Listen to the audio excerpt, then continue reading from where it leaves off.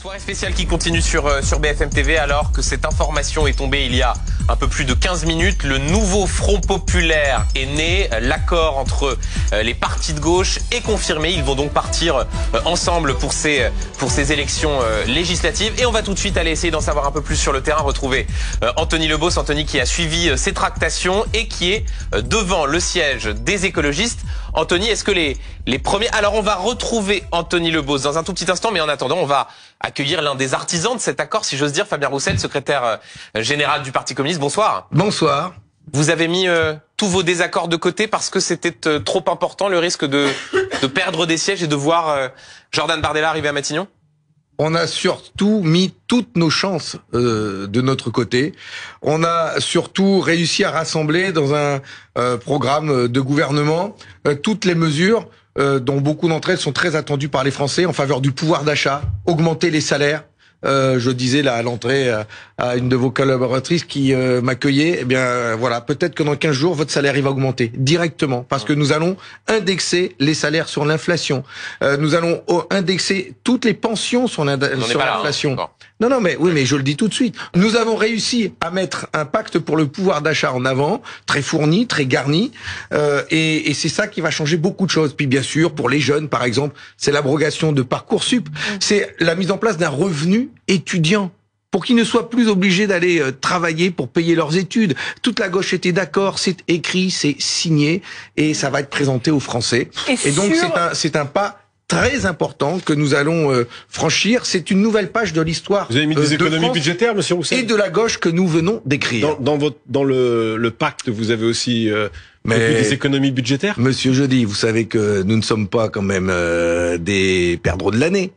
Et donc nous avons travaillé, j'étais moi-même à la commission des finances pendant 5 ans, nous connaissons bien les enjeux budgétaires de notre pays, nous savons combien le président de la République ces 7 dernières années a multiplié les cadeaux au capital en faveur des plus riches. Il est temps d'inverser un petit peu les choses et que le capital, la finance, contribue aux efforts de redressement du pays, c'est bien la moindre des choses, et qu'il contribue à financer des professeurs dans nos écoles, les salaires des infirmières dans nos hôpitaux, de réouvrir des services d'urgence, de faire en sorte que les transports collectifs soient beaucoup moins chers pour le climat, pour qu'on emprunte plus le train, parce qu'il sera moins cher plutôt que les voitures. Il y a aussi, voilà, c'est tout ça que nous allons financer, et donc avec des mesures fiscales importante pour financer notre programme. Il y a les mesures aussi sur lesquelles vous n'étiez pas du tout d'accord entre les différents partis, les questions internationales. Par exemple, je vais vous reposer la question à vous sur l'Ukraine, par exemple. Est-ce qu'il faut ou non envoyer des missiles à longue portée?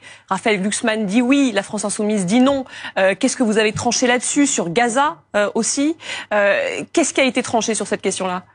Nous en avons bien sûr beaucoup parlé. Nous sommes dans une situation en Europe et dans le monde qui est extrêmement grave, dangereuse. Notre pays, l'Europe, peut basculer dans une nouvelle guerre mondiale. On le sent. Ce que nous voulons, c'est, concernant l'Ukraine, d'abord faire gagner le droit international. C'est écrit. Nous ne voulons pas que l'Ukraine perde.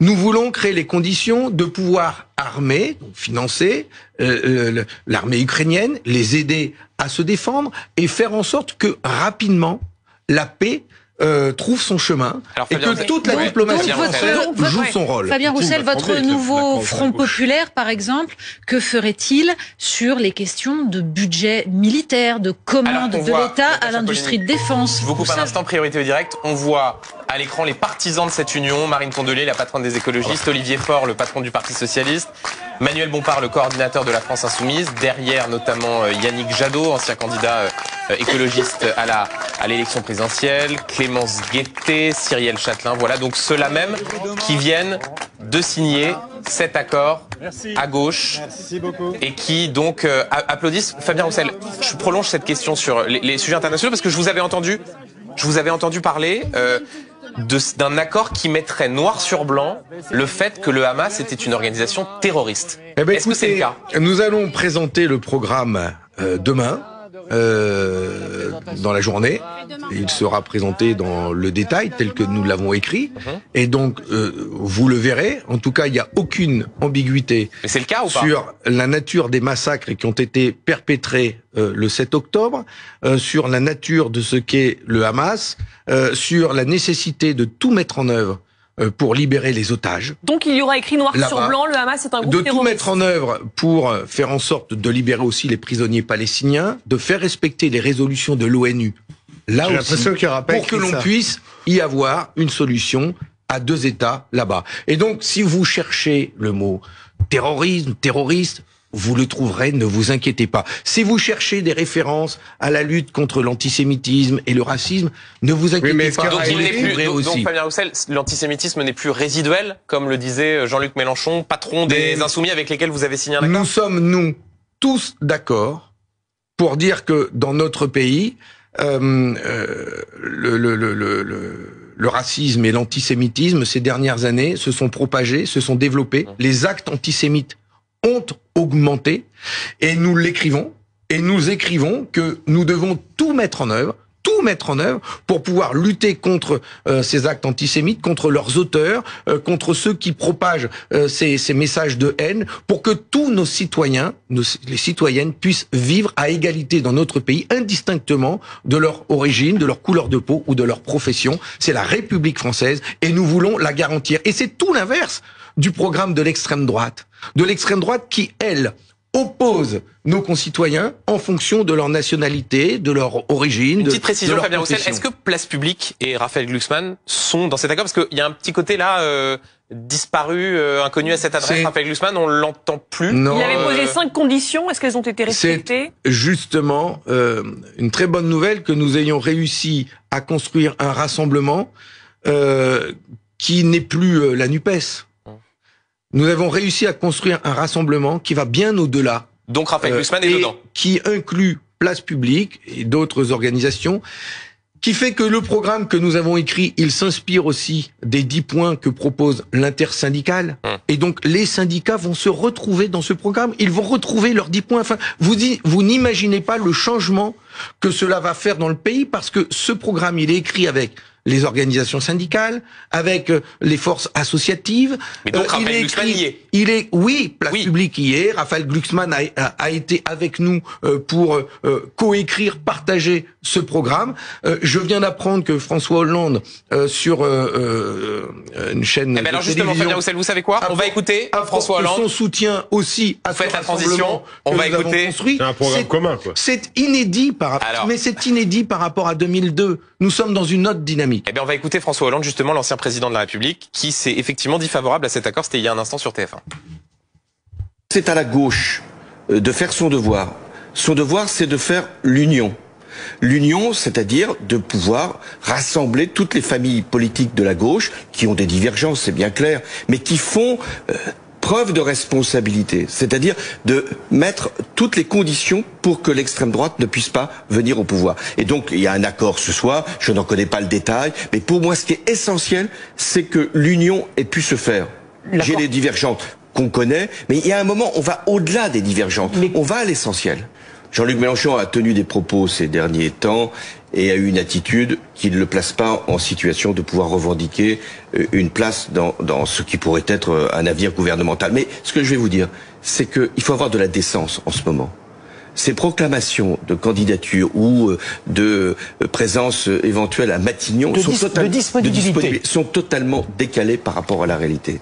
La réalité, c'est qu'il faut d'abord empêcher et ensuite construire. Dans ces temps troublés, historiques, dans ces temps de chaos, François Hollande, Premier ministre, c'est possible ? Je dis, il faut avoir de la décence, du respect et voir l'intérêt général. C'est pas une affaire personnelle qui se joue aujourd'hui. Fabien Roussel, vous avez déclaré aujourd'hui qu'il faudra un Premier ministre populaire, rassembleur, bienveillant, qui parle à tout le monde. Est-ce que c'est le cas de Jean-Luc Mélenchon ? C'est pas la question. C'est l'une des questions que l'on pose. Mais justement, et je dirais la même chose que ce que vient de dire François Hollande, et ce que nous allons tous dire dans les jours qui viennent. L'ordre du jour, aujourd'hui, c'est de convaincre les Français de donner une majorité au nouveau Front populaire que nous venons de construire. Mais ils veulent savoir qui incarne ce Front populaire. Ne vous inquiétez pas. d'abord, nous sommes une équipe, et au sein de cette équipe, nous saurons incarner demain, dans les responsabilités qui se présenteront, le gouvernement que nous voulons pour la France. Mais il y aura un candidat pour Matignon ou pas? Oui, vous aurez même des candidats pour débattre. Non, mais Fabien Roussel, la question est importante. Est-ce qu'il y aura, avant le 30 juin, un candidat pour Matignon? Vous aurez des réponses à toutes ces questions-là. Ce que nous venons de faire aujourd'hui, c'est important. Mais pourquoi vous me répondez pas? C'est facile. Est-ce qu'il y aura, comme, au fond, Rassemblement National, c'est Jordan Bardella. Mais parce que la majorité, Gabriel Attal dit, moi je suis candidat comme Premier ministre. Est-ce qu'il y aura? Parce que vous n'êtes pas d'accord sur le nom. Mais non, mais pas du tout. Mais parce que jusqu'à maintenant, nous nous sommes concentrés. Il veut être candidat. D'abord. Ah, c'est ça. D'abord, vous percé. Nous nous sommes d'abord concentrés à présenter un seul candidat à gauche dans toutes les circonscriptions. Nous nous sommes mis d'accord là-dessus aujourd'hui. Nous nous sommes mis d'accord sur un programme. Nous sommes une équipe qui va bien au-delà donc des 4 forces que nous étions à l'Assemblée nationale. Donc il n'y aura pas de candidat pour Matignon. Et donc cette équipe-là aujourd'hui, elle est soudée. Et je suis fier d'avoir un œillet avec moi, parce que ça, c'est le symbole de la démocratie qui gagne au Portugal en 74. Donc, il n'y aura pas de candidat pour Matignon. Et nous porterons tous cet œillet. C'est quand même incroyable de pas avoir de réponse là-dessus. Je comprends que vous ne vouliez pas répondre sur les questions de personne, mais moi, pour l'instant, si vous êtes sur les questions de programme, je m'interroge. On sort d'une campagne européenne dans laquelle il y a des fractures qui se sont manifestées à gauche, justement sur les questions de rapport à l'Europe, au traité européen, aux politiques qui allaient être appliquées. Là, vous nous dites que vous faites un accord pour 3 ans, donc 3 ans de législature où il y aura des décisions budgétaires, des décisions qui seront prises sur la façon dont on accepte ou non ces règles européennes, ces règles de libre-échange. Tout à coup, ça a disparu, non, ça? Alors que dans votre lecture à vous, c'est quelque chose de structurant. Mais je vais vous dire ce qui nous rassemble sur cette question-là. J'ai pas tous les points, tout le détail des points concernant cette question européenne, mais il y en a 2 qui me semblent essentiels et qui sont écrits au début. C'est nous voterons pas, nous combattrons un pacte budgétaire d'austérité qui serait présenté en Europe et qui ferait du mal à nos services publics.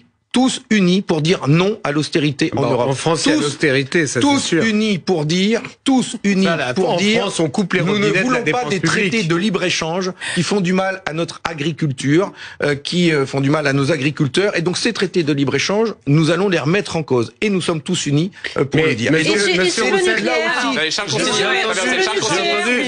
entendu l'esquisse de ce programme, de cette magnifique gauche qui va de l'extrême gauche jusqu'au centre gauche. C'est bizarre d'ailleurs, comme elle subit pas le même traitement que l'accord de la droite que je dénonce moi, mais bon, il y a toujours un peu de poids de mesure sur cette question. Nous sommes d'accord. Tandis que la droite se déchire, et la droite aujourd'hui est en train de dire plutôt Marine Le Pen que le Front populaire. Il y a une bascule dans le pays chez une partie de la droite. Vous alliez quand même avec LFI, etc. Comme dans les années moi, ce que j'ai entendu, c'est extrêmement grave de la part de certains qui disent plutôt l'extrême droite que le Front populaire. Vous dites, mais Monsieur Roussel, sur ce que vous dites que la France insoumise devant l'histoire. Vous dites, pardonnez-moi Charles, que la France insoumise est autant un repoussoir que le Rassemblement national. Que le RN, bien sûr, bien évidemment. Et ils l'ont montré ces dernières semaines. Non, moi simplement ce que j'entends dans votre programme, d'abord les rappels historiques pour quelqu'un qui vient du Parti communiste. Bon, mais ce que j'entends, c'est revenu étudiant. Augmentation d'impôts. Les étudiants doivent travailler pendant leurs études, c'est horrible, etc. Donc, je vois simplement renaître indéfiniment le grand discours de la gauche qui plombe, moi je trouve, notre pays quand même, qui est cette phobie du travail, ces dépenses publiques ouvertes à pleine vanne et des augmentations d'impôts encore dans un pays qui est quand même aujourd'hui le pays le plus taxé du monde. Qu'est-ce que vous voulez? Nous ne sommes certainement pas dans le même camp quand je vous écoute. Non, il n'y a pas de doute. Voilà. Mais c'est pour les auditeurs. Oui, je pense qu'ils s'en sont rendus compte là. Mais oui, je connais énormément de familles qui aujourd'hui, après avoir travaillé pendant des années, sont obligées de se saigner les veines pour pouvoir payer les études de leurs enfants. Et leurs enfants sont parfois obligés de travailler et sacrifier leurs études. En France. Parce que oui, quand on habite dans le Nord, à 400 € par an, c'est payant. Le logement étudiant. Vous vivez dans quel monde? Quand on habite dans le Nord, à Saint-Amand-les-Eaux, et qu'une gamine doit aller faire ses études à Grenoble, à Paris ou à Lyon, et je lui souhaite le meilleur. Elle doit se payer un logement, elle doit se payer des transports, elle doit se payer de la nourriture. Oui, Et tout ça, ça lui coûte un bras. Et donc nous voulons il faut créer une nouvelle allocation. Nous voulons garantir un revenu étudiant pendant les études à ses enfants, à nos enfants, pour que les parents aient la sécurité, qu'ils soient rassurés, que leurs enfants pourront accéder à des études. Et vous me dites, augmenter les impôts. Ça a toujours existé. Mais les jeunes qui travaillent pendant leurs études, mais vous savez quels impôts nous allons augmenter? Nous allons rétablir l'impôt de solidarité sur la fortune. Alors, mais nous allons qui était dénoncé par tous les économistes. Nous allons taxer. Qui était dénoncé par tous les économistes. Dénoncé par des économistes qui coûtait plus cher qui prennent la défense des banques. Et puis nous allons taxer les dividendes, les super profits. Fabien Roussel. Et nous, on se serre la ceinture. Mais les cigares vont changer de bouche, monsieur. Vous allez voir. Quelle belle formule. Les cigares vont changer de bouche. Vous allez plomber le climat économique et vous allez faire repartir le chômage. C'est ce que vous allez faire. Fabien Comme à Roussel, chaque fois que la une gauche question est au très précise pouvoir. parce que vous parlez pour le coup de sujets assez consensuels quant au programme économique. Les cigares dans le programme vont de la changer de NUPES bouche. en 2022, il y avait le retour. Vous changez. Il y avait le retour à la retraite. cigares. Il y avait le retour à la retraite à 60 ans. Oui. Aujourd'hui, quelle est la position sur cet élément important de ce nouveau Front populaire? Une fois que vous avez dit, on abroge la réforme. Très bien, ça vous allez me le dire. Quelle est la réforme portée par un Premier ministre, un gouvernement du nouveau Front populaire? Puisque, juste pour dire les choses, la France Insoumise dit 60 ans, 40 annuités de cotisation, le Parti Socialiste dit 60 ans, mais par contre, durée de cotisation plus longue, donc vous n'êtes pas d'accord? D'abord, j'ai animé à l'Assemblée nationale le groupe de travail qui a réuni l'ensemble des groupes de gauche de l'Assemblée et du Sénat pour porter un projet alternatif. Donc je peux vous dire, je connais très bien les positions de chacun à gauche et chez les écologistes. Vous avez remarqué que Monsieur Bardella, lui, l'abrogation de la réforme des retraites à 64 ans, c'est terminé. Il s'est allié avec Monsieur Ciotti, pour qui la retraite, elle doit aller jusqu'à 65 ans. Bonjour. Je le dis ça pour ceux qui seraient tentés d'aller voter chez eux. Ça va saigner. Et donc votre projet. Et donc nous disons abrogation de la retraite, de la réforme des retraites de Monsieur Macron. Tout de suite, un décret abrogé. Abrogation de la réforme de l'assurance chômage dans le même mouvement. Et concernant une nouvelle réforme des retraites, ce sera présenté demain. Vous le verrez. Ah oui, mais attendez, nous disons, attendez, ce soir, les grandes lignes. Et vous verrez tout le temps, vous verrez demain. Parce que ce qui est écrit est inavouable. Même laisser un petit peu mes collègues parler, présenter les choses. C'est pour pas tirer la couverture à soi, c'est ça? Mais exactement. Oui, bien sûr. Et vous verrez que vous serez peut-être pas déçus. Voilà. Alors j'ai une autre question, moi, Fabien Roussel, parce que actuellement, les entreprises françaises payent leur électricité 4 fois plus cher que les entreprises américaines. Donc, dans les 3 ans qui vont venir, quelle sera la position de votre Front populaire sur le nucléaire, sachant que si on n'investit pas maintenant, on ne pourra pas construire les centrales, les EPR qui sont prévues. Ça va se jouer dans les années qui viennent. Vous Tout à fait. Et donc, sur ce débat qui est important, est très important parce que pour le défi climatique et pour baisser la facture d'électricité des Français, effectivement, il va falloir tenir sur ces deux jambes. Un petit désaccord entre vous et puis les écologistes et les insoumis.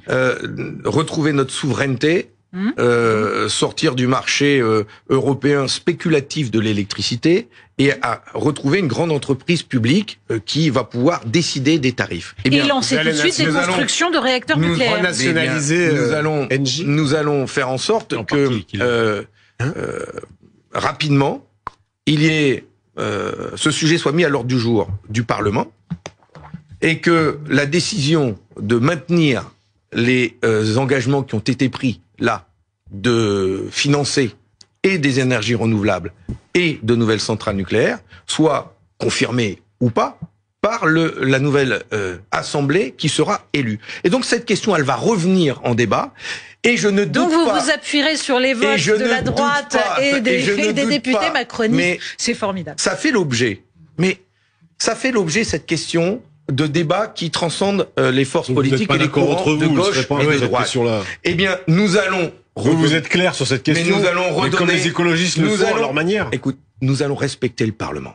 D'accord. Nous allons respecter le Parlement. Ça veut dire que l'on va construire avec le Parlement, poursuivre, construire cette politique en matière énergétique. Et je peux annoncer d'ores et déjà, parce qu'on travaille avec les syndicats et notamment les syndicats de l'énergie. Il n'y a pas d'accord sur l'énergie. Qui nous disent que tout de suite. Heureusement que Bruno est là pour traduire. Tout de suite, on peut baisser de 30% la facture de gaz, et donc on va revenir sur les hausses qui viennent d'intervenir, et nous pouvons tout de suite baisser de 30 à 45% la facture d'électricité. Comment vous faites? De deux manières. On fixe un tarif du kilowattheure.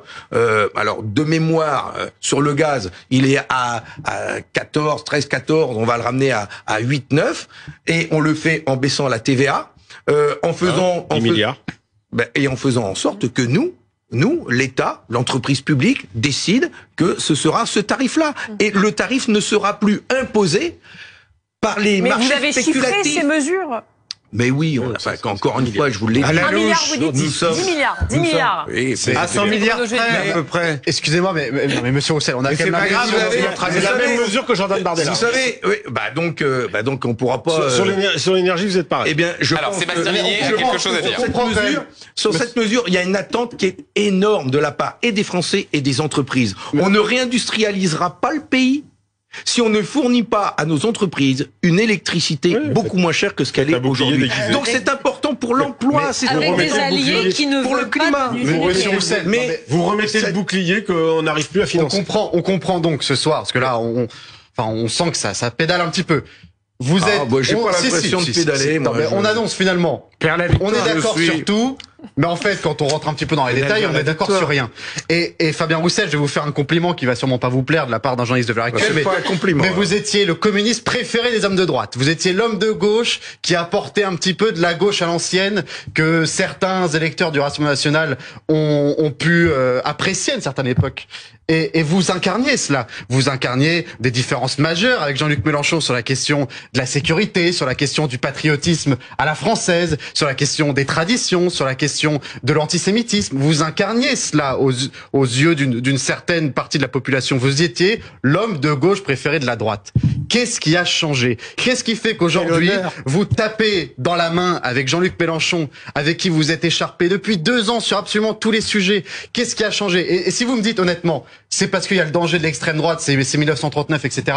Si ça, c'est votre réponse auprès de vos électeurs qui, je suis certain, certains se posent la question. Oui. Est-ce que vous êtes certain qu'aujourd'hui, tous les électeurs communistes se disent, chiche, c'est génial.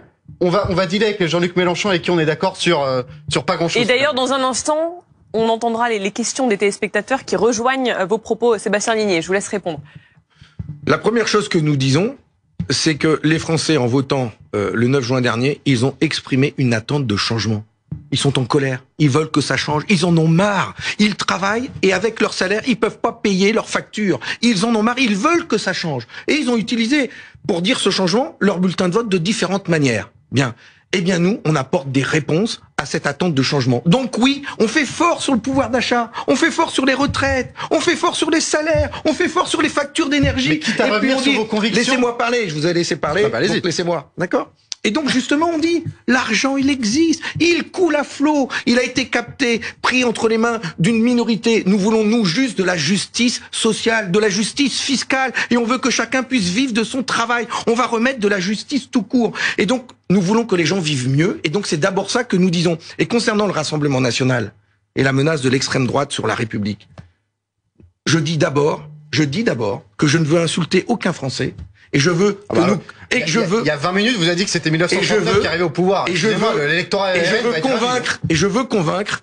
Nous voulons convaincre les Français d'abord sur notre programme. Nous voulons les convaincre, nous voulons les embarquer, nous voulons montrer qu'ensemble, on peut avoir une grande ambition pour le pays et redresser la France tous ensemble. Et ça, c'est complètement différent. Le principe de cette émission, c'est que les téléspectateurs qui nous regardent puissent scanner un QR code là que vous allez voir apparaître et poser directement les questions à vous, invités politiques sur le plateau. Une question de Michael qui pose la question. Il s'interroge sur cette notion de front populaire en s'alliant avec la France insoumise, dit-il.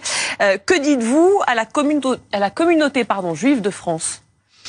Nous, avec le Front populaire, d'abord, nous faisons une alliance qui est très très large. Il y a presque une centaine maintenant d'associations, syndicats, organisations, etc. C'est très très large. C'est un peu comme en 36, qui était le Front populaire était présidé par la LDH. Nous la retrouverons aujourd'hui. Pardon Fabien Roussel, la différence avec 36, c'est que la force motrice, c'était la SFIO de Léon Blum. Alors qu'aujourd'hui, c'est la France Insoumise de Jean-Luc Mélenchon. Ce qui n'est pas exactement en termes d'idées la même chose. Et le Parti communiste français de Maurice Thorez. Oui, mais la force motrice.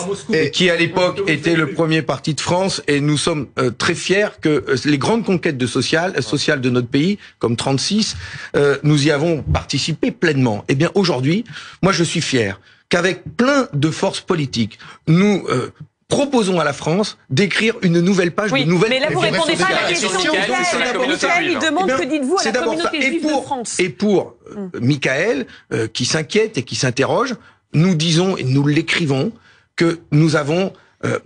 Nous faisons le même constat et nous avons la même inquiétude devant l'augmentation des actes antisémites dans notre pays. Il n'est pas résiduel alors? Non.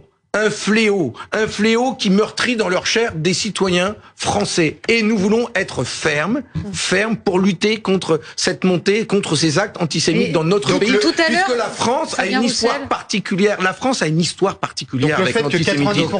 Et la France a une histoire particulière avec l'antisémitisme parce que il y a eu un gouvernement français de collabos, d'extrême droite, qui a collaboré avec les nazis et qui a organisé des rafles. Mais est-ce que vous condamnez, par exemple, les propos... Et c'est bien pour ça qu'il y a une histoire française avec l'antisémitisme dans notre pays. Alors, je reprends ce que dit, juste d'un mot, Christophe Barbier. Est-ce que vous condamnez les propos de Jean-Luc Mélenchon qui, il y a quelques jours, parlait d'un antisémitisme résiduel? Bon, je vais pas vous faire l'article sur le fait que j'ai déjà eu l'occasion de montrer mon désaccord avec Jean-Luc Mélenchon. Et pourtant, vous venez de lui taper parce que vous l'ai déjà fait. Fabien Roussel. J'ai eu des désaccords, j'ai exprimé des désaccords avec la politique, avec les propositions de Raphaël Glucksmann ou avec d'autres. Et nous ne sommes pas dans les mêmes forces politiques, mais quand même c'est notre honneur de nous unir pour pouvoir offrir une force, un changement de progrès pour les Français. Si je l'avais pas fait, si nous ne l'avions pas fait, alors aujourd'hui vous me diriez, alors vous êtes vraiment des mauvais coucheurs, vous voulez pas faire l'union, vous allez laisser l'extrême droite gagner. C'est notre honneur de faire ça et de nous unir avec des gens, avec des forces politiques avec qui nous ne partageons pas Fabien tout. Roussel, vous évoquez le gouvernement de Pétain qui a déporté des Juifs pour répondre à la question de ce téléspectateur. Mais aujourd'hui même, le maire de Rouen, socialiste, a évoqué l'incendie de la synagogue de Rouen, en expliquant que c'était dans la même veine et qu'il fallait donc lutter contre l'extrême droite. Sauf que cet incendie est imputé à un ressortissant algérien sous OQTF.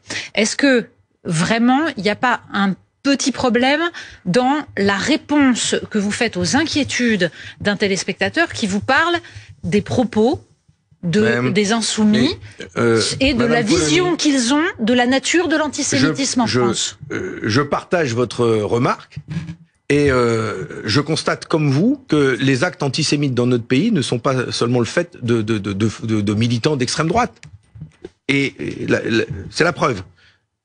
Mais quand on fait un programme de gouvernement et si demain nous sommes en responsabilité, nous devons avoir la même sévérité, quelle que soit l'origine. Alors, l'extrême droite, elle porte ça dans ses gènes quand même. Bon, donc c'est un mal. Et je sais aussi aujourd'hui que d'autres qui viennent pas de ce mouvement-là, qui je sais même pas de quel autre mouvement ils pourraient se prévaloir, mais ont eux aussi des actes antisémites et ils doivent être condamnés de la même manière. Il n'y a pas d'impunité pour qui que ce soit en fonction de ses origines. Ça n'existe pas dans le pays en République. C'est la même sévérité contre tout acte raciste et antisémite.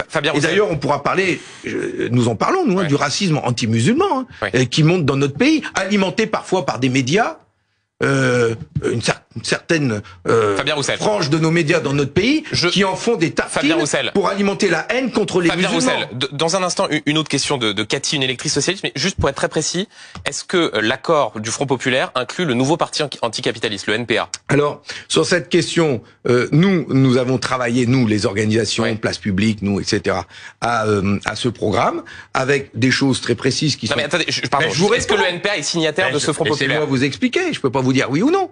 Ça sent le nom qui arrive. Ça se dit pas comme ça.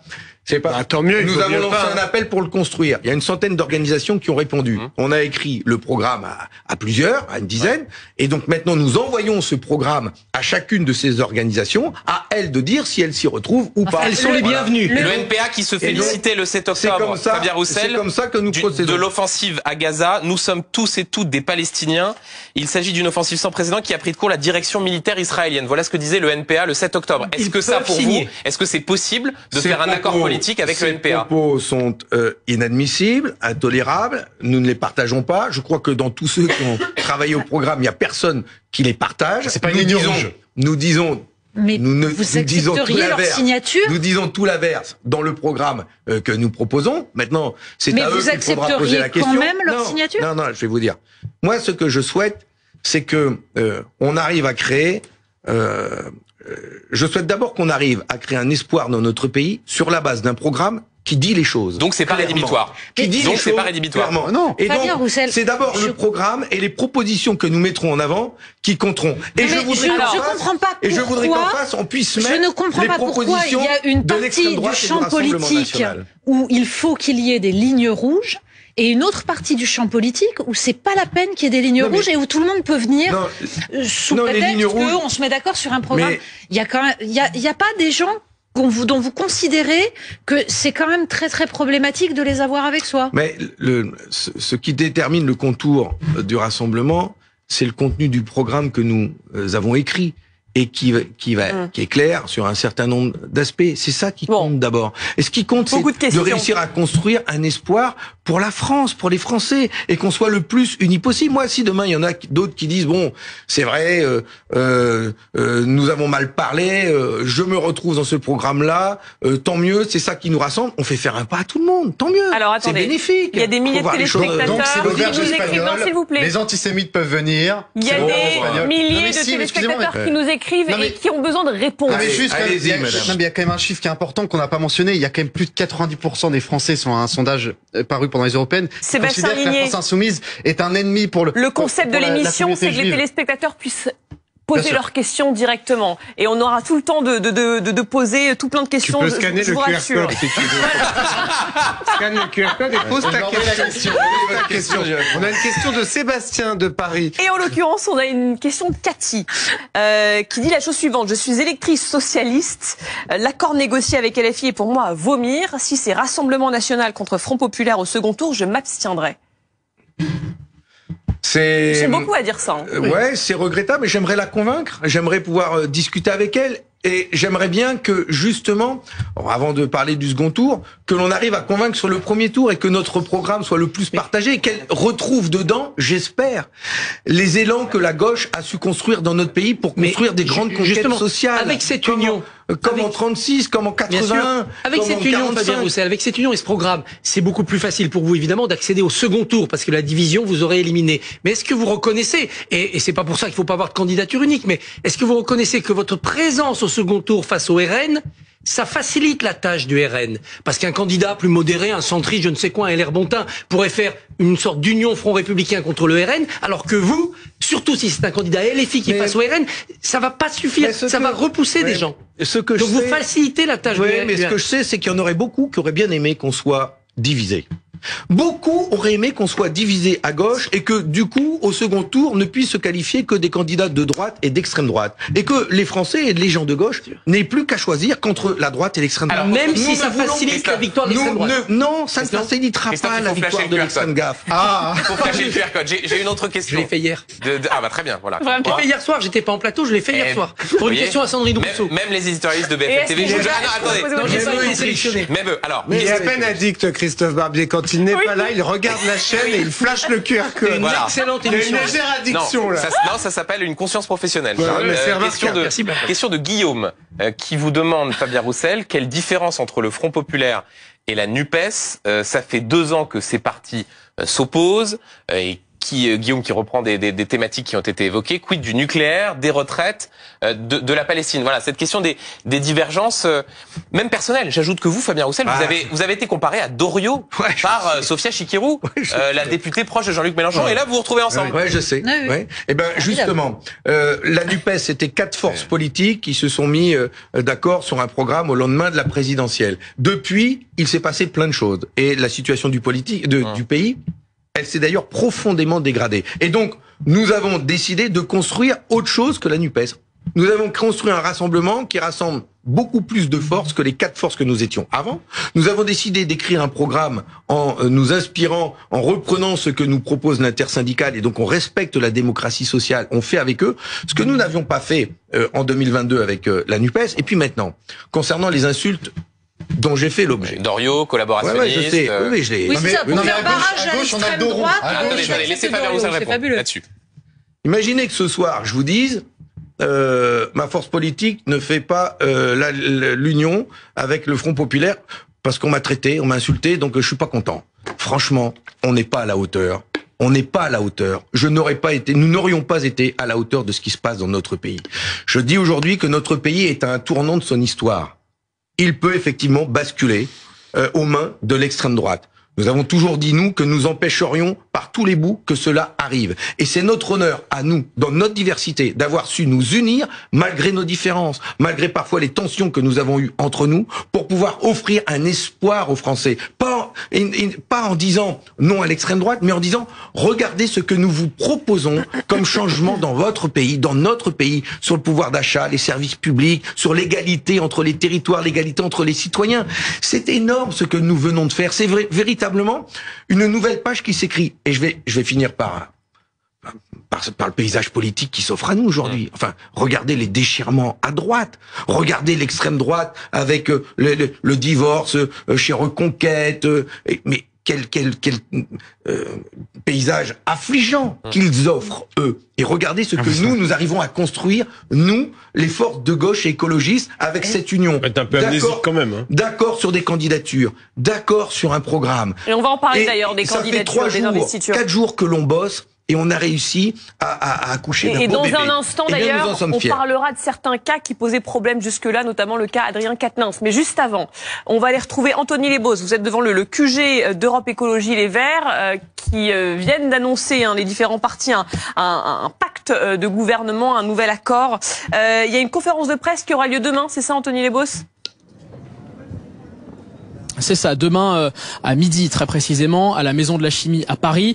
On a vu les chefs de parti qui sont sortis de ce siège des écologistes il y a un petit peu plus d'une demi-heure. Manuel Bompard pour la France Insoumise, Marine Tondelier pour les écologistes et je suis un petit peu fatigué, pardonnez-moi, Olivier Faure pour le Parti Socialiste. Fabien Roussel n'était pas là, vous savez pourquoi, il est en ce moment même sur votre plateau, mais les chefs de parti sont sortis, applaudissements, pas de déclaration, ils ont renvoyé effectivement leur prochaine déclaration à une conférence de presse demain à midi à Paris, mais il y a eu effectivement ce communiqué qui a été envoyé à la presse il y a un petit peu plus d'une demi-heure et qui dit ceci, je cite, avec un programme de gouvernement et des candidatures uniques dans les circonscriptions de France, les forces politiques qui ont constitué le nouveau Front populaire donnent rendez-vous aux Françaises et aux Français les 30 juin et 7 juillet prochains. Cette alliance est scellée, l'arrivée du Rassemblement national n'est plus une fatalité. Nous avons œuvré à un programme politique de rupture avec une déclinaison pour les 100 premiers jours du mandat. Fin de citation.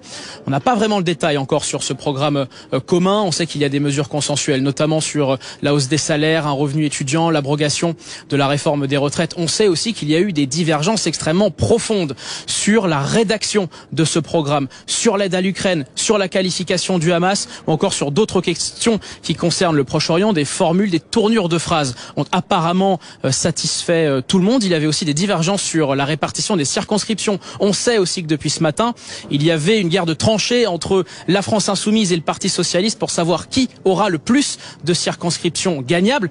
Mais l'alliance est scellée et pourtant, il y a à peine plus d'une semaine, certains à gauche nous disaient qu'il y avait des points irrémédiables, non négociables entre la France Insoumise et le Parti Socialiste. Désormais, cette alliance est scellée. La dissolution a rassemblé la gauche. On a vu aussi quelques réactions, notamment celle de l'insoumis François Ruffin, qui était le premier à avoir parlé d'un nouveau Front populaire. Je cite socialiste François Ruffin. Lancé comme une bouteille à la mer, dans la tempête, dimanche soir, le Front populaire a été scellé en 4 jours. Maintenant en campagne pour gagner. Dernière réaction enfin, celle de Jean-Luc Mélenchon. Nous déjouons les calculs politiciens de Macron qui comptaient sur une gauche désunie. Désormais, deux visions de l'avenir et de la France se font face. En clair, celle du Rassemblement national et du Front populaire. Jean-Luc Mélenchon qui, comme d'autres, comme Fabien Roussel notamment, s'est dit être capable d'être Premier ministre de cette nouvelle alliance de gauche. Anthony Lebos, en direct donc du siège des écologistes avec Médéric Soltani. Fabien Roussel, Julie le disait il y a un instant, on a parlé des divergences politiques, on a parlé des éléments de programme, on a parlé de l'incarnation. Il y a les candidatures, parce que ce nouveau Front populaire va donc présenter 577 candidats et candidates dans les circonscriptions.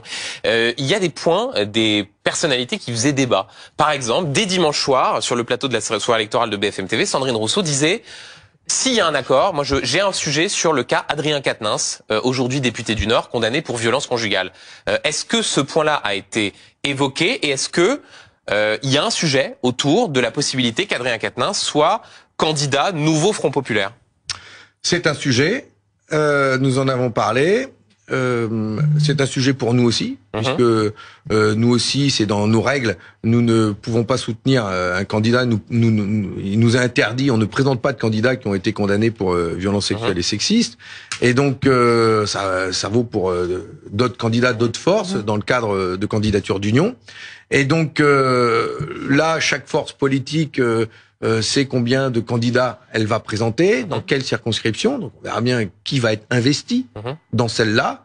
Et on appréciera à ce moment-là. Et donc vous refusez. Non mais donc c'est important ce que vous dites. Vous dites, nous ne voulons pas d'Adrien Quatennens, candidat Front populaire. Non mais vous, c'est dans le même département. Dans le Nord.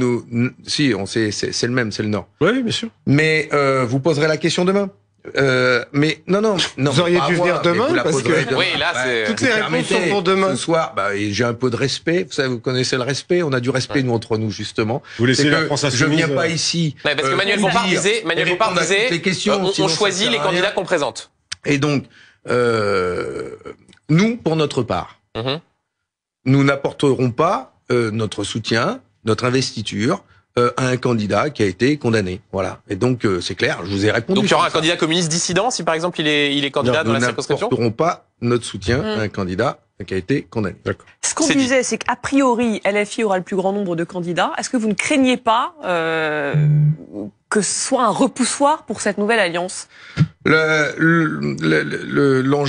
ce qui a fait beaucoup de discussions, c'est pas tant ça, c'est de savoir comment, par rapport à 2022, comment on fait pour présenter les meilleurs candidats capables de battre un député sortant ou du Rassemblement national ou de la majorité présidentielle. Donc, en 2022, nous en avions...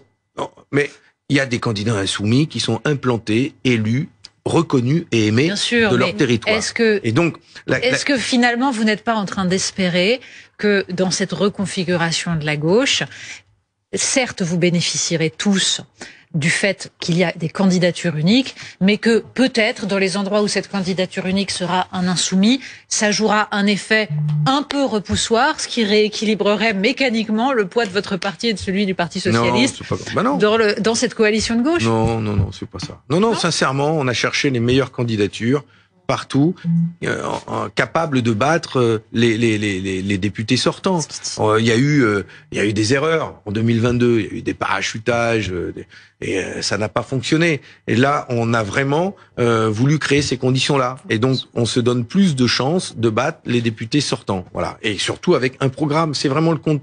Je parle beaucoup du contenu parce que on veut convaincre. Et donc, c'est surtout ça qui doit inciter les gens, même si on n'a pas beaucoup de jours de campagne, à voter pour nos candidats.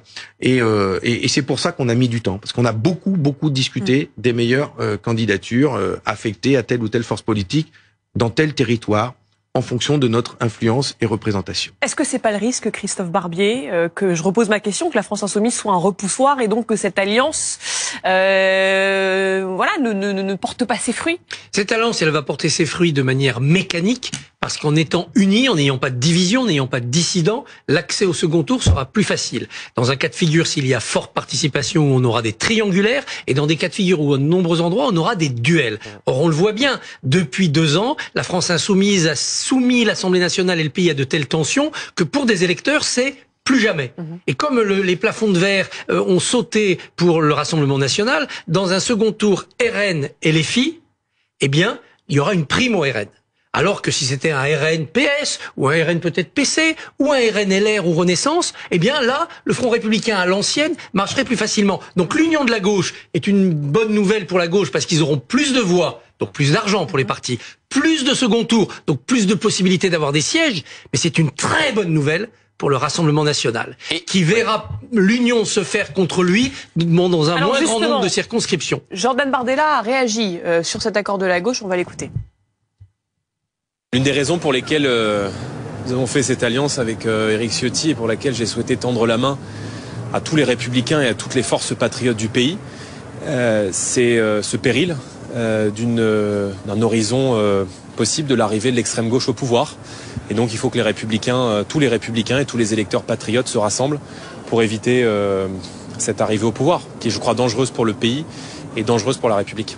Vous voyez bien, Fabien Roussel. Oui, mais exactement, Fabien Roussel. Non, mais vous voyez bien que la question des outrances de la France insoumise de ces derniers mois, il y a encore quelques semaines, ce qu'on a pu voir à l'Assemblée nationale, est utilisé comme un argument pour vous affaiblir. Ah mais j'entends la fébrilité de Monsieur Bardella qui pensait pas à ce que toutes les gauches réussissent à s'unir et que aujourd'hui nous allons les challenger, que l'objectif c'est de les dépasser. Il y a une vraie alliance, une vraie coalition capable aujourd'hui de les battre. C'est possible. Et si nous étions, eh bien, au-delà de votre camp. Oui, et ben vous allez voir, on va en parler. Mais est-ce que vous avez demandé, Fabien Roussel, je vais prendre des engagements, moi. Oui, mais je ne laisserai pas de députés extrême droite se faire élire. Oui.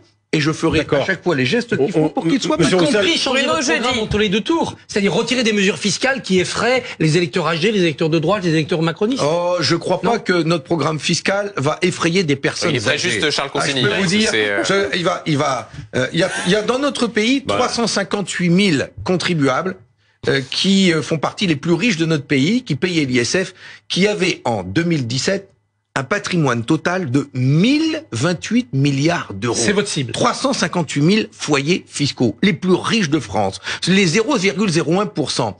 Ils payent plus d'ISF, ils ont des avantages fiscaux à gogo. C'est eux, c'est pas les retraités à qui on va faire peur. Au contraire, sa retraite va augmenter. Le minimum, je vais pas tout dévoiler, mais le minimum contributif, le minimum vieillesse, vous allez voir tout ça dans notre programme. La taxe à 75%, vous la remettez dans cet objectif-là? Dès le 30 juillet, à la fin des élections, les salariés, les retraités vont voir leur pouvoir d'achat augmenter par les salaires, les pensions et les baisses des factures. Vous nous refaites le coup du race gratis, d'accord. Non, nous refaisons 80. Oui, bah oui, je dis. C'est fini avec 83. 83, il n'y a plus d'argent dans les caisses. Pour ceux qui s'en souviennent, c'est un bon souvenir. Oui, mais 5e semaine des congés payés. Retraite à 60 ans. Hausse des salaires. Vous oubliez toujours de rappeler 83. Et en 2012, avec le choc fiscal en 2012, on a eu un exil de contribuables. Est-ce que vous prévoyez des mesures pour éviter cet exil de contribuables? Des incarcérations. Fabien Roussel, en 80, il n'y avait pas elle provoque déjà aujourd'hui, l'évasion fiscale, elle provoque toujours 100 milliards d'euros de pertes dans le budget de la France. Enfin, Mais pourquoi il y a de l'évasion fiscale? Posez-vous la question. Grâce à nous, nous allons mettre en place des mesures pour aller récupérer l'argent de ces évadés fiscaux. Les Français ont la mémoire. Ils savent aussi combien les impôts ont augmenté lorsque François Hollande a été élu. C'est surtout, en 2012. En 81, il n'y a pas les règles de Maastricht, l'acte unique européen puis Maastricht, donc les conditions ne sont pas les mêmes. Et toute la différence, c'est qu'en 83, justement, François Mitterrand aurait pu choisir de rester dans le cadre de 81. Il ne choisit pas ça. Il choisit, au contraire, de rester dans le serpent monétaire européen. Et donc de nous mettre dans les conditions où nous sommes aujourd'hui. Donc votre programme risque d'être difficile à appliquer. Et du coup, 3 ans après, c'est le tournant, c'est la rigueur. C'est ce que j'explique. Et c'est la déception pour la gauche. Le choix de nous mettre dans des règles qui sont celles que nous avons aujourd'hui. Alors simplement, je voudrais juste faire remarquer une chose. Moi, ce qui m'inquiète dans le cadre politique général, là, c'est quand on entend Jordan Bardella expliquer, attention, ce qui est dangereux, c'est une extrême gauche qui sort du cadre républicain. C'est-à-dire que nous sommes quand même dans un débat depuis cette dissolution, où nous avons chaque camp qui dénonce l'extrême de l'autre, c'est-à-dire qui fait sortir l'autre ou les deux autres du champ républicain. puisqu'Emmanuel Macron n'a fait que ça pendant sa conférence de presse, où il expliquait qu'il y avait les deux extrêmes, donc hors du champ républicain, et que lui seul était dedans. C'est-à-dire que nous sommes quand même dans un contexte où le débat politique est un débat, j'allais dire, à mort. C'est-à-dire où les autres, en fait, sont en dehors, doivent être délégitimés. Nous n'avons plus de débat politique, projet contre projet, mais avec l'idée qu'il s'agit de choisir entre différentes options. C'est bien pour ça que je parle du programme de Monsieur Bardella. Quand j'en parle, je parle d'abord des retraites, par exemple. Je parle de son programme soi-disant pour le pouvoir d'achat ou pour les Français modestes de notre pays. Mais c'est grâce à Léon Desfontaines, justement, il a montré l'usurpation, le fait que c'était des faussaires de la question sociale, le Rassemblement national. Enfin, quand ils disent, par exemple, qu'ils vont augmenter les salaires, c'est faux. Pourquoi les classes populaires votent plus pour eux que pour vous, alors? C'est pour ça qu'il faut parler, comme l'a dit Madame Polony, projet contre projet, et que Monsieur Bardella, dans les débats, ils disent la réalité, il va pas augmenter les salaires, ils exonèrent de charges, et donc ils tuent la sécurité sociale. D'ailleurs, moi je vous le dis, il faut augmenter les charges. Nous sommes une équipe, on va se répartir. Moi je veux bien faire un débat avec Monsieur Bardella et Monsieur Attal, je les prends. Pas de problème. Pour l'instant, ça se joue plutôt entre Jean-Luc Mélenchon Jordan Bardella et Gabriel Attal. Donc, je vais aussi vous rassurer là-dessus. Nous sommes une équipe, nous sommes un collectif, et donc, dans les débats qui seront organisés, vous déciderez vous. C'est le nouveau Front populaire qui décide qui y va. Et Jean-Luc Mélenchon n'est pas dans le nouveau Front populaire. Voilà. Et alors, moi, bien sûr, comme j'adore ça, je me rendrai disponible pour les débats. Et donc, pourquoi pas Jean-Luc Mélenchon, juste? Mais parce que on décidera ensemble, ça va faire partie. Et là, l'enthousiasme tout modéré. Hein. Mais là, vous le mettez. Été là dans les discussions. Mais vous avez quoi mais donc quoi? Non, mais attendez, Bruno, c'est intéressant. Donc, il est pas là dans les discussions. Mais Jean-Luc Mélenchon, il est où là-dedans? Mais non, mais c'est l'imam caché. Moi, nous, on est l'équipe qui a travaillé là depuis lundi. On a passé beaucoup de temps ensemble, et donc on va continuer d'avancer ensemble. Et on répondra à vos invitations. J'adorerais faire un débat avec Monsieur Attal. Et donc vous mettrez Jean-Luc Mélenchon dans un placard et vous fermerez la clé et vous la mangerez, en fait. Projet contre projet. Donc je veux que les Français sachent que ce sont des faussaires de la question sociale. Ils ne vont pas abroger la réforme des retraites. Ils vont supprimer la sécurité sociale. Ils vont même aggraver. Ils vont supprimer la sécurité sociale. Non, mais c'est le Rassemblement national. Non, je défends pas il n'est pas écrit qu'ils vont supprimer la sécurité sociale. En revanche, sur la sécurité et l'immigration, vous n'en parlez pas. Ça fait à peu près 1 heure. Vous êtes là. J'évite de parler de. Non, mais il n'y a rien sur la sécurité et l'immigration, parce que c'est quand même une des préoccupations des Français. D'ailleurs, le pouvoir d'achat, on est en plein dedans. Mais bien sûr. C'est régularisation. Il y a donc tout un volet concernant la question migratoire. Il y a un volet concernant la question de la sécurité à laquelle nous sommes très attachés. La sécurité pour tous. Partout, dans tout le pays. Et encore une fois, je suis gêné, je peux pas dire tout ce qu'il y a dedans. Venez demain. 81, c'est la régularisation. Et c'est le droit de vote aux étrangers. Est-ce que vous le promettez? Venez voir notre programme. Vous découvrirez, vous commenterez. Non, mais vous avez donné des billes sur le programme économique. Et quand même désarmer les. Et vous verrez. Les filles veulent désarmer les policiers quand même. Leur combat, c'est la violence policière. Et dans un esprit bienveillant, dans l'intérêt de la France. Et des Français d'abord. Et c'est ça qui nous motive et nous a mobilisés pendant tous ces jours. Bon, si on n'a pas le détail de votre programme, s'il faut attendre demain, je suis pas venu pour ça. Parlons de votre œillet. Au 19e, quand on disait à une actrice, vous reviendrez l'année prochaine, on lui offrait des roses. Et quand on lui disait, vous êtes viré, on lui offrait des œillets. Œillet qui est devenu aussi le symbole du général Boulanger. Est-ce qu'il n'y a pas une mythologie compliquée derrière? Chacun sa référence. Pour moi, c'est aussi les œillets au Portugal. C'est le symbole de la victoire de la démocratie au Portugal en 1974. Nous sommes en 2024 et ils ont fêté cet anniversaire en mois d'avril. Et c'est cette belle victoire qui a donné naissance à une belle république au Portugal en 74 après 40 ans de dictature. Mais on sort pas de 40 ans de dictature. Et donc non. Et je ne fais pas de parallèle avec une dictature en France. C'est un œillet préventif. Mais c'est une manière de dire que c'est une nouvelle république que nous allons écrire pour redonner toutes ces lettres de noblesse. Faut donner votre œillet à Charles Consigny là, je pense que. Non, mais je pense que nous n'y mettons pas le même sens. Il est plutôt boulanger, tandis que moi je suis plutôt. Je pense pas. Moi je suis lucide. Moi franchement, je suis lucide et j'essaye de vivre dans la réalité en fait. Et je pense pas que dans la réalité française on ait besoin des mesures de Monsieur Roussel. Bon. Les Français jugeront. On a une question de Catherine. Pourquoi des manifestations contre le Rassemblement national? Il y a environ 50 000, 100 000 personnes qui devraient participer à ces manifestations ce week-end et aucune contre le Front populaire, nos jeudis. Mais pour l'instant, j'ai pas entendu.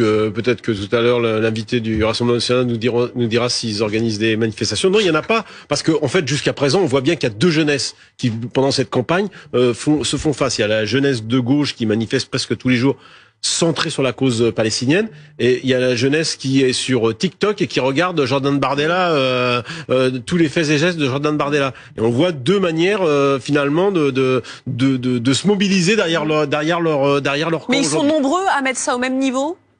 Chez les jeunes, en tous les cas. Ce Front populaire et le Rassemblement national. Mettre ça au même niveau aussi. Oui, aller voir de la même manière.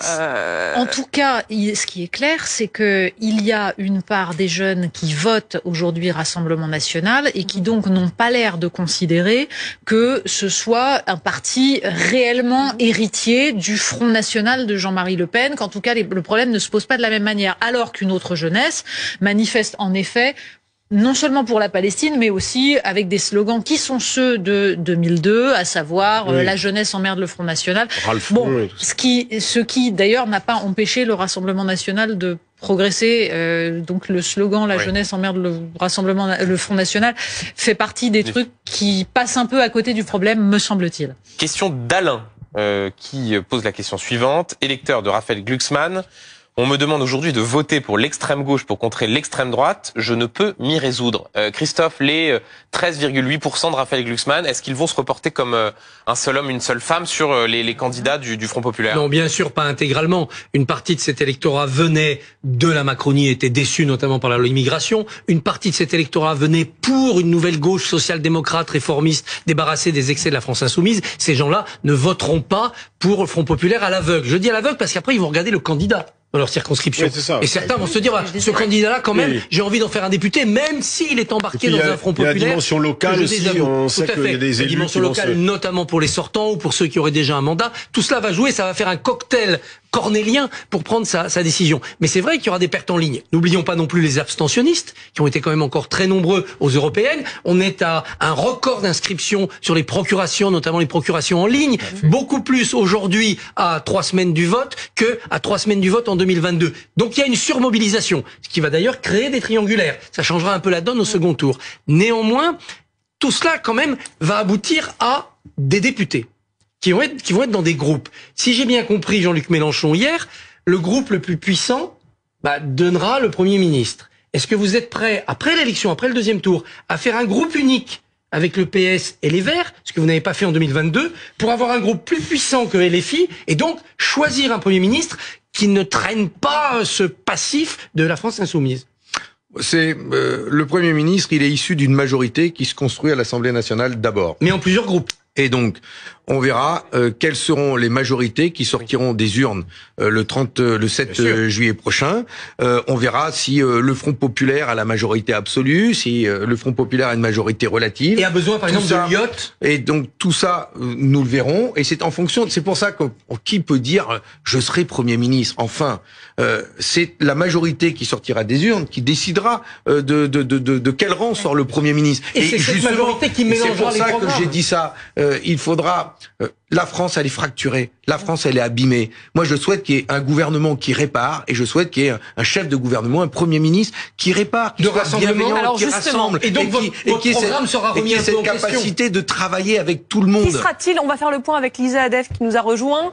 Du côté de l'Alliance de la droite, c'est très clair, c'est Jordan Bardella. À gauche, il y a du suspense. Ouais, mais les candidatures sont déjà déposées. Du moins, plusieurs personnes se sentent capables, disent être capables d'être le prochain Premier ministre. C'est la formule consacrée du moment. Jean-Luc Mélenchon, le chef des Insoumis, ne veut pas s'imposer, mais il se propose parce qu'ils s'en sont capables, justement. Olivier Faure, le chef de file socialiste, suggère que le Premier ministre de gauche soit choisi par le groupe parlementaire qui a recueilli le plus de voix. Jean-Luc Mélenchon veut s'en tenir à cette formule. Olivier Faure, satisfait de cette promesse, rappelle que oui, en effet, le choix du Premier ministre sera collectif et s'engage donc à ne pas disqualifier Jean-Luc Mélenchon. Toujours au sein de la famille La France Insoumise, un deuxième candidat, François Ruffin, député de la Somme, lui aussi se sent capable d'assumer ce rôle de Premier ministre, même si François Ruffin reste ouvert à d'autres postes. Il dit Premier ministre, pourquoi pas, mais si c'est comme ministre des Sports que je parviens à donner le sport pour tous, je serai fier d'avoir apporté ça aux gens. Et toujours au sein de ce nouveau Front populaire, mais originaire d'une autre famille politique que celle de la France Insoumise, c'est vous, Fabien Roussel. Vous estimez que s'il y a besoin d'un ministre populaire, bienveillant, rassembleur et capable de parler à tout le monde, je cite, vous en faites partie. Si 3 candidatures se dessinent, aucune d'entre elles ne fait pour l'instant l'unanimité. Valérie Rabault, députée socialiste sortante du Tarn-et-Garonne, plaide pour une candidature féminine. Elle propose même des noms. Carole Delga, présidente de la région Occitanie, et Clémentine Autain, députée La France Insoumise de Seine-Saint-Denis. Et d'autres noms de candidats ont été suggérés. Raphaël Glucksmann, ex-tête de liste des socialistes aux élections européennes, propose à ce poste l'ancien secrétaire général de la CFDT, Laurent Berger. L'argument clé, c'est qu'il est capable, lui aussi, d'apaiser. Raphaël Glucksmann va jusqu'à définir Laurent Berger comme l'antithèse du président actuel. Merci beaucoup, Lisa Adef. Fabien Roussel, vous avez eu cette présentation. Qui est le mieux placé? Je réessaye, parce que je trouve que tout à l'heure, vous avez quand même écarté un peu vite l'idée de savoir qui pouvait incarner ce Front populaire. Ne cherchez pas, je vais esquiver encore. Bah oui, mais non, mais c'est un problème, parce que vous esquivez là-dessus, vous esquivez sur des éléments de programme, vous esquivez sur les candidats qui posent problème. Les candidatures que je découvre de Carole Delga et de Clémentine Autain sont aussi d'excellentes candidatures. Et donc, tout ça pour dire que quand je vois ces visages, et peut-être d'autres, elles incarnent l'équipe que nous sommes. Mais est-ce qu'avant le 30 juin, on aura un nom? Mais écoute, c'est à l'ordre du jour des prochaines rencontres que nous allons avoir. Mais voilà. Mais donc est-ce qu'il y a une possibilité que vous ne nous disiez pas? Mais non, mais je me mets à la place de la personne qui nous regarde et franchement, moi je comprends pas. Mais moi, j'essaie d'être le plus sincère avec vous. Ouais. C'est-à-dire que nous n'avons pas parlé de ça maintenant. D'accord. Nous n'en avons pas parlé. Nous avons consacré tout notre temps, on a quand même du mal à y croire. Hein. Après les déclarations de Jean-Luc Mélenchon chez France 2, par exemple. Après, vous me croyez pas, mais moi je vous le dis, et vous pourrez interroger tout le monde. Ils veulent tous être. Ça fait depuis lundi, nuit et jour. Nous avons consacré toute notre énergie à désigner des candidatures uniques dans chaque circonscription et à écrire un programme qui nous rassemble et qui répond aux attentes des Français. Alors je tourne la question dans l'autre sens. Fabien Roussel. Y a-t-il des profils qui sont, selon vous, disqualifiés pour mener cette alliance? Je veux pas. Par exemple, Jean-Luc Mélenchon. Mais non, mais c'est pas le sujet aujourd'hui. Mais c'est vraiment la question que tout le monde se pose, Fabien Roussel. Nous aurons ce débat, puis quand on aura décidé de ce. Mais donc vous ne disqualifiez personne. À ce moment-là, nous vous dirons ce qu'il en est. D'accord. Voilà. Quand on regarde les projections, et on est évidemment très loin du scrutin, il y a 2 additions qui semblent pouvoir décrocher une majorité. Une première addition, c'est le RN avec des LR, tout ou parti, et une deuxième addition qui pourrait être PC, PS, Verts, groupe Lyotte, et une bonne partie de la Macronie, l'aile gauche de la Macronie. Est-ce que vous pourriez aller, en apportant une bonne partie de votre programme Front populaire, dans un tel rassemblement de gauche centriste, de gauche social-démocrate, ce qui vous obligerait à rompre avec LFI? Est-ce que ça serait possible pour vous, pourvu qu'on reprenne bien entendu une partie de votre programme social? Monsieur Barbier, on fait un peu de politique fiction. Oui, on en est là. C'est en fonction. Les Français aussi dans leur tête. C'est un peu de politique fiction. Tout ce que je peux vous dire, c'est mon état d'esprit à moi. Mon état d'esprit, c'est que aujourd'hui, la majorité présidentielle, franchement, elle est disqualifiée. Il y a 2 groupes, 2 forces qui émergent. C'est l'extrême droite d'un côté et le Front populaire de que nous représentons. Ça va se jouer entre nous deux projets différents. Mon état d'esprit à moi, c'est que en aucune manière, à aucun moment, je souhaite que le Rassemblement national n'ait le pouvoir et que demain, il puisse constituer une majorité. Et donc, en fonction du résultat des urnes, moi, je ferai tout, moi, mais c'est mon état d'esprit, je ferai tout pour que il n'y arrive pas. Et donc, nous verrons bien. Nous avons construit un programme. Moi, je vais bien voir dans l'Assemblée demain qui il y aura, en dehors du Rassemblement national, d'élus, combien ils seront et quel programme ils auront. On verra bien. Et on peut faire des concessions mutuelles et avoir un plus petit programme commun et y aller ensemble. Nous devons d'abord répondre aux attentes des Français. Ils en ont marre de voter tous les ans, tous les 2 ans, et de ne voir rien changer pour eux. Ils veulent que ça change rapidement. On doit prendre un engagement devant eux. Ils vont élire des députés. Et la majorité, les groupes qui seront élus, devront répondre à ça aussi en formant un gouvernement. On a une question d'Alan qui risque de vous intéresser.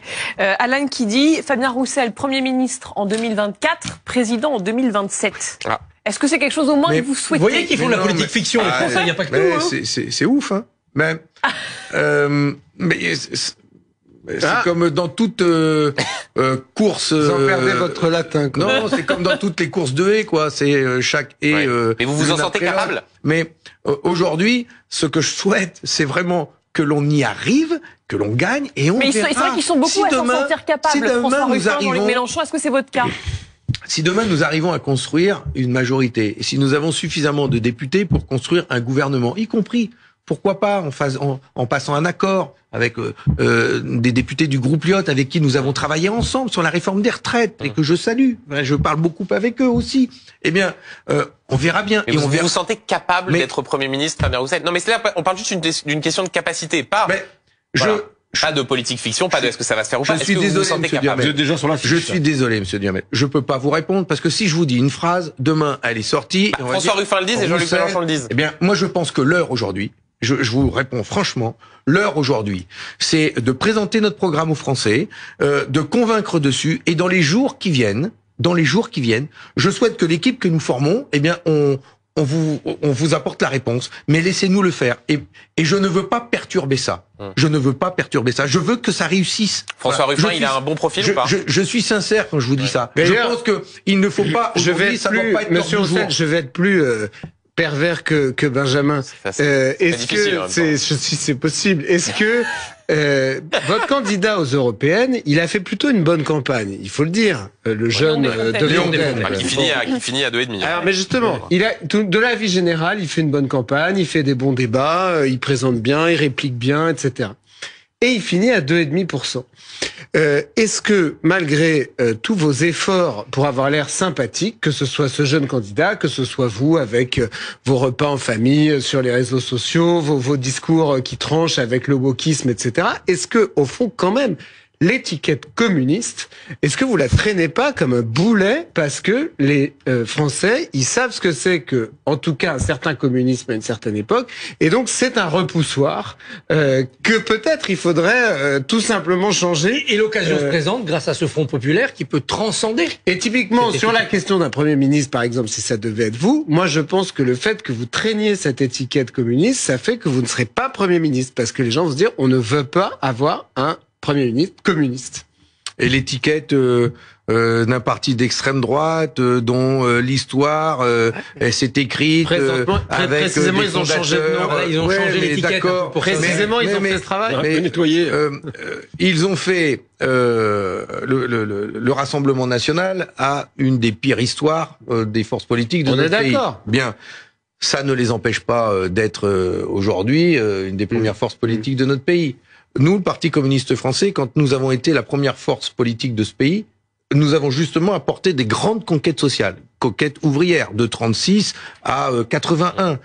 C'est des congés, c'est les retraites, c'est des salaires, c'est des services publics, c'est EDF, c'est la sécurité sociale. Donc, je comprends, mais le communisme, notre histoire, elle est associée à ces grandes conquêtes sociales. Donc, j'imagine, je sais aussi que notre nom, il est associé à des horreurs qui ont été commises au nom du communisme dans d'autres pays, mais nous n'en sommes pas responsables. Mais c'est une réalité. Je le regrette, nous n'en sommes pas responsables, mais notre nom, il est aussi associé à ça. C'est terrible. C'est terrible. Et ben donc, voilà. Est-ce qu'il faut pas en changer ce sont des discussions un peu cosmétiques, mais c'est quand même au Congrès. Mais justement, vous avez raison d'utiliser ce mot-là. Ah, mais vous en discutez quand même. Bien sûr, on en parle à chaque fois.